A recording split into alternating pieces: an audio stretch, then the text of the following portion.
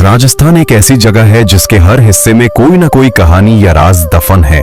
और आज की कहानी भी राजस्थान के एक ऐसे ही रहस्यमय किले की है जिसकी कहानी कहां से शुरू होती है और कहां खत्म होती है किसी को नहीं पता। आज की कहानी है भानगढ़ की, जिसको लेकर तमाम किस्से और कहानियां हैं।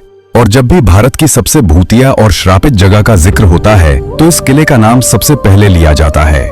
दिल्ली से लगभग 235 किलोमीटर दूर राजस्थान के अलवर जिले में तीन तरफ से अरावली की पहाड़ियों के बीच में एक किला बना हुआ है जिसका नाम है भानगढ़। भानगढ़ के किले को साल 1573 में आमेर के राजा भगवंत दास ने अपने छोटे बेटे माधव सिंह के लिए बनवाया था। जब ये किला बनकर तैयार हुआ तो ये बहुत ही आबाद और खुशहाल हुआ करता था और उस वक्त भानगढ़ में 9000 से भी ज्यादा लोग रहते थे। मगर फिर अचानक ऐसा क्या हुआ कि एक हंसता खेलता शहर खंडहर में बदल गया और आज लोगों के बीच भानगढ़ के लिए इतना खौफ है कि लोग वहां दिन में भी जाने से कतराते हैं। बकायदा भारतीय पुरातत्व विभाग, जो कि इसके रखरखाव का काम करती है, भारतीय पुरातत्व विभाग एक बोर्ड पर यह साफ लिखवाया है कि सूरज निकलने से पहले और सूरज डूबने के बाद किसी भी इंसान का इस किले में जाना सख्त मना है। यानी कि आप दिन के उजाले में भानगढ़ के किले में जा सकते हैं, पर अंधेरा होने से पहले ही आपको वहां से बाहर आना होगा। इस किले के खंडहर भूतिया होने के पीछे की वजह वैसे तो आज भी किसी को साफ साफ नहीं पता, मगर इसके बारे में कई कहानियां प्रचलित हैं। उन कहानियों में दो ऐसी कहानी हैं जिन पर लोग सबसे ज्यादा भरोसा करते हैं और सुनते सुनाते हैं। इनमें से पहली कहानी गुरु बालूनाथ से जुड़ी हुई है। कहते हैं कि जब आमेर के राजा भगवंत दास भानगढ़ के किले को बनवा रहे थे तो वहीं कुछ दूरी पर गुरु बालूनाथ नामक एक तपस्वी रहते थे। जब उन्हें पता चला कि आमेर के राजा यहाँ पर एक भव्य किला बनवा रहे हैं तो उन्होंने राजा भगवंत दास के पास एक पैगाम भिजवाया और उन्हें अपने पास बुलवाया।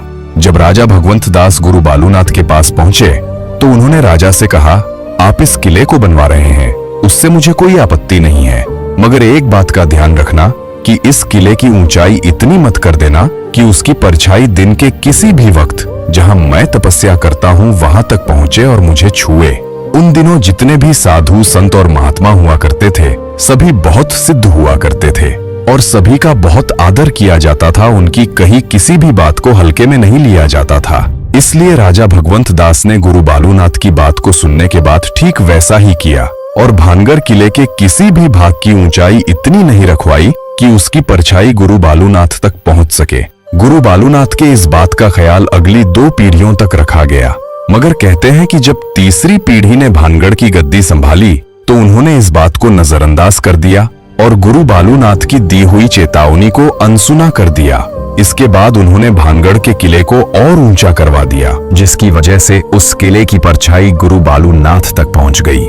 जब भानगढ़ किले की परछाई ने गुरु बालूनाथ को छुआ तो उन्हें बहुत गुस्सा आया और उसी वक्त उन्होंने भानगढ़ को श्राप दिया कि भानगढ़ तबाह हो जाएगा। कहते हैं कि गुरु बालूनाथ के इसी श्राप के बाद भानगढ़ पर मुसीबत टूटी और पूरा भानगढ़ तबाह हो गया। इसके अलावा यह भी कहा जाता है कि 1783 में जो चालीसा अकाल आया था, जिसमें मरने वालों का आंकड़ा करोड़ों में था, वो अकाल गुरु बालूनाथ के शाप की वजह से ही आया था, जिसने भानगढ़ समेत पूरे उत्तर भारत के करोड़ों लोगों को भूखा मरने पर मजबूर कर दिया। बाद में ऐसा नहीं है कि किसी और ने वहां बसने की कोशिश नहीं की। कई लोगों ने भानगढ़ में बसना चाहा और कई लोगों ने वहां नए मकान बनाने की कोशिश भी की, मगर कहते हैं कि जो भी वहां मकान बनाता है उसकी छत कभी नहीं टिकती और हमेशा गिर जाती है। लोगों का मानना है कि ये सब शापित होने की वजह से ही होता है। अब दूसरी कहानी जिस पर लोग सबसे ज्यादा विश्वास करते हैं वो कहानी एक राजकुमारी से जुड़ी है। कहते हैं कि एक वक्त जब भानगढ़ बहुत ही आबाद और खुशहाल हुआ करता था तब इस किले के महल में एक राजकुमारी रहती थी जिनका नाम था रत्नावती। राजकुमारी रत्नावती बेहद ही खूबसूरत थी और उनकी सुंदरता के चर्चे दूर दूर तक फैले हुए थे। आए दिन बड़े बड़े राजाओं की शादी के न्योते आते रहते थे, मगर इन राज्यों के अलावा एक और शख्स जो राजकुमारी रत्नावती का दीवाना था उसका नाम था सिंधिया। सिंधिया एक तांत्रिक था और जब से उसने राजकुमारी रत्नावती को देखा तभी से वो उसके ऊपर बुरी तरह फिदा हो गया था। अब वो किसी भी तरह राजकुमारी रत्नावती को पाना चाहता था, मगर उसे पता था कि वो सीधे तरीके से कभी भी राजकुमारी को नहीं पा सकता, क्योंकि कहाँ और संसार में रहने वाला एक तांत्रिक और कहाँ महलों में रहने वाली राजकुमारी इसलिए उसने राजकुमारी रत्नावती को हासिल करने के लिए दूसरा तरीका ढूंढ निकाला और अब बस सही मौके की फिराक में लग गया। एक दिन आखिरकार उसे ये मौका मिल ही गया। उस दिन राजकुमारी रत्नावती की एक दासी भानगढ़ के बाजार में आई। दरअसल वो राजकुमारी के लिए बालों में लगाने वाला तेल खरीदने आई थी। तांत्रिक सिंधिया किसी ऐसे ही मौके की तलाश में था। जब वो दासी तेल खरीदकर वापस जाने लगी तो तांत्रिक सिंधिया ने उसे किसी बहाने से रोक लिया। क्योंकि वो तंत्र मंत्र में माहिर था, उसने दासी द्वारा लाई गई तेल की बोतल पर चुपके से काला जादू कर दिया। जब दासी राजकुमारी रत्नावती के पास पहुंची और तेल दिया तो राजकुमारी को कुछ शक हुआ। रत्नावती बहुत ही समझदार थी, इसलिए तेल को देखकर उन्हें पता चल गया कि इस पर किसी ने तंत्र मंत्र का इस्तेमाल किया है। जब राजकुमारी ने अपनी दासी से पूछा तो दासी ने तांत्रिक सिंधिया के बारे में बताया। सिंधिया का नाम सुनते ही राजकुमारी को पूरा माजरा समझ में आ गया और उन्होंने वो तेल की बोतल एक पत्थर पर दे मारी। इस वजह से तेल और उसका सारा जादू उस पत्थर में समा गया। अब वो पत्थर खुद ब खुद लुढ़ककर तांत्रिक सिंधिया की तरफ बढ़ने लगा। तांत्रिक ने देखा कि एक बड़ा पत्थर तेजी से उसकी तरफ बढ़ रहा है तो उसे सारी बात समझने में देर नहीं लगी। मगर इससे पहले कि वो कुछ करता, पत्थर उसकी छाती पर चढ़ गया। चूंकि वो पत्थर बहुत बड़ा था, अब तांत्रिक का जिंदा बच पाना नामुमकिन था। मरते मरते उसने एक श्राप दिया और कहा कि कुंवारी रत्नावती सहित भानगढ़ के सभी लोग मारे जाएंगे और उनकी आत्माएं ताउम्र भानगढ़ के किले में भटकती रहेंगी। तांत्रिक सिंधिया मर गया, पर कहते हैं कि उसके मरने के कुछ समय बाद भानगढ़ और उसके पास के एक और राज्य अजबगढ़ के बीच बहुत भयंकर युद्ध हुआ, जिसमें पूरा भानगढ़ तबाह हो गया। इस लड़ाई में अजबगढ़ की सेना पूरे भानगढ़ में कत्लेआम मचा गई, जिसमें रानी रत्नावती सहित कई लोग मारे गए। हालांकि इतिहास में कहीं भी भानगढ़ और अजबगढ़ के बीच युद्ध का जिक्र नहीं है, पर सदियों से यही कहानी सुनी और सुनाई जा रही है। कहते हैं कि इस युद्ध के बाद भानगढ़ का किला कभी आबाद नहीं हो पाया और धीरे धीरे भानगढ़ वीरान बन गया। आज भूतों का गढ़ बन चुका है। युद्ध में मारे गए सभी लोगों की आत्माएं आज भी भानगढ़ में मौजूद हैं।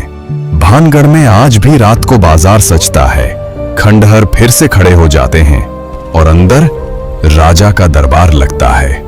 वहां के लोग बताते हैं कि उन्हें रात को चीखने की आवाज आती है, कभी हंसने की आवाज आती है तो कभी घरों के बजने की आवाज सुनाई देती है।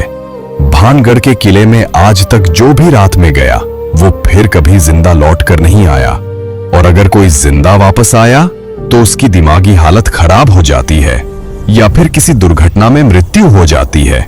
इसके अलावा कहा जाता है कि भानगढ़ और अजबगढ़ के बीच युद्ध के समय बहुत सारा खजाना भानगढ़ के किले में छिपाया गया था। बाद में उसे निकालने के लिए फैलाई गई अफवाह थी कि भानगढ़ में आत्माओं का वास है। चूंकि भानगढ़ और अजबगढ़ के बीच हुए युद्ध का कोई ऐतिहासिक प्रमाण नहीं है, इसलिए खजाने की सच्चाई पर शक किया जाता है। हर किले का शुरू से लेकर अंत तक अपना इतिहास होता है। भानगढ़ का किला कैसे और किसने बनवाया इसका इतिहास है, मगर ये तबाह कैसे हुआ इसका इतिहास में कोई जिक्र नहीं है। यही चीज भानगढ़ के किले को और रहस्यमयी बनाती है। दिन में भानगढ़ घूमने गए कई लोग बताते हैं कि उन्हें ऐसा लगता है जैसे उनका कोई पीछा कर रहा हो या कोई अदृश्य शक्ति मौजूद हो।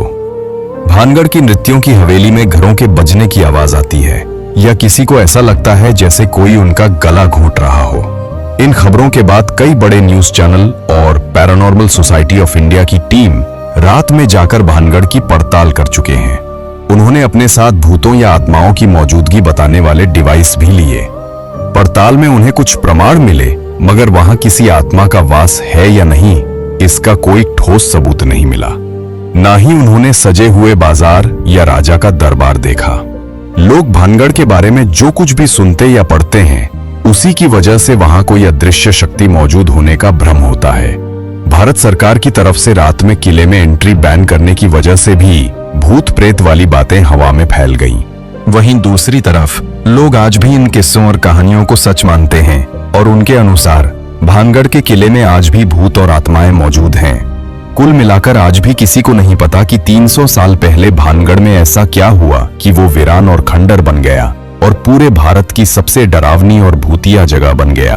तो ये थी पूरी कहानी भूतों के गढ़ भानगढ़ की। मुझे उम्मीद है कि आपको मेरी जानकारी जरूर पसंद आई होगी।